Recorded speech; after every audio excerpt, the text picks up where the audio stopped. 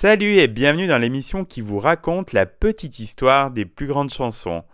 Au programme du jour, l'histoire d'une reprise mythique qui a caracolé en tête des ventes en 1996.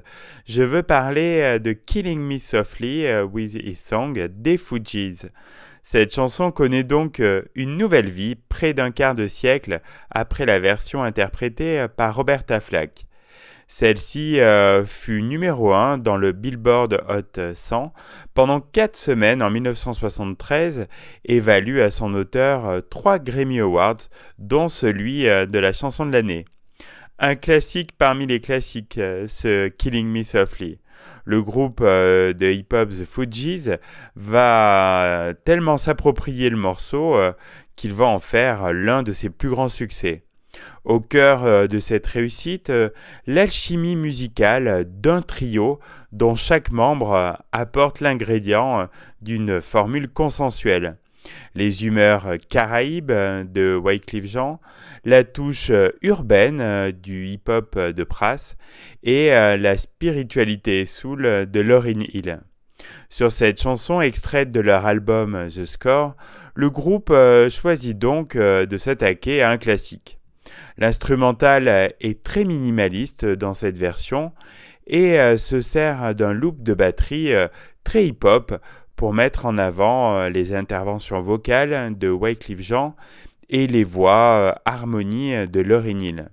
Celle-ci reprend le flambeau de la délicatesse qui caractérisait le chant de Roberta Flack et creuse ce sillon d'un raffinement grave accompagné de ce beat hip-hop minimal et de quelques scansions pour une mise au goût du jour. Certains accuseront les Fugees de céder à la facilité. Mais en replaçant le patrimoine au centre de la création, le rap fait aussi œuvre de pédagogie. À une époque où le R&B et le hip-hop se roulaient dans les paillettes du matérialisme, les Fugees donnaient le signal fort d'un besoin renouvelé de spiritualité en citant une icône soul comme Roberta Flack. La chanson fut un grand succès, numéro 1 dans de nombreux pays. Elle permet au groupe d'asseoir sa notoriété et de faire connaître ce classique à de nouvelles générations.